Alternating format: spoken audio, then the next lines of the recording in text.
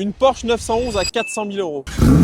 On vous l'a déjà montré sur différents réels et on vous l'a jamais présenté en détail. Je nomme la 992 GT3 RS. C'est une bombe technologique, c'est une bombe d'aérodynamisme. Je vous la présente tout de suite. Voiture exceptionnelle, tout est en carbone. Le capot, le toit, l'aileron, les ailes à l'avant sont en carbone. C'est une voiture qui ne pèse que 1 tonne 450. Imaginez, on le présentera l'arceau en carbone également. C'était une nouveauté sur cette génération-là. Elle a tout un tas de technologies qui lui permettent d'être extrêmement performante, notamment sur circuit, puisque c'est ce dont pourquoi elle a été développée. Les roues arrière directrices, le fameux aileron en colle de cygne avec un DRS, ça c'est issu de la Formule 1. Alors comment fonctionne le DRS? C'est simple. La voiture calcule elle-même les points aérodynamiques et l'aileron finalement vient se moduler pour, selon les phases de frein, d'accélération, se mettre plus ou moins en appui et permettre de river la voiture au sol. On a également les flaps à l'avant qui permettent de réguler le flux aérodynamique. Ici également, c'est une voiture qui n'est pas très puissante, elle ne fait que 525 chevaux, mais elle est plus performante que des voitures qui en font 150, 200 de plus. C'est exceptionnel. Je vais vous montrer l'intérieur. On a le fameux pack Veysar. Veysar, on l'a déjà expliqué dans un des réels, c'est le centre de recherche chez Porsche qui permet de mettre au point des nouvelles technologies qui après sont mises sur toute la gamme Porsche. On a donc le fameux arceau en carbone propre au pack Veysar. L'intérieur de cette voiture respire la sportivité, on a des harnais. Alors Porsche est un des seuls constructeurs à pouvoir homologuer leurs harnais. On peut les mettre sur la route. C'est une voiture qui coûte près de 400 000 euros. C'est une voiture qui était assez compliquée à avoir quand elle est sortie. Je trouve que c'est une bonne réponse à la course aux chevaux, la course à la puissance. Quand McLaren met 700 chevaux, 765, Porsche décide de rester à 500 chevaux. Mais finalement, le combat de Porsche, c'est pas la puissance pour la puissance, c'est l'aérodynamisme, c'est la légèreté, et c'est la performance et le plaisir de conduite. Dites-moi ce que vous en pensez en commentaire.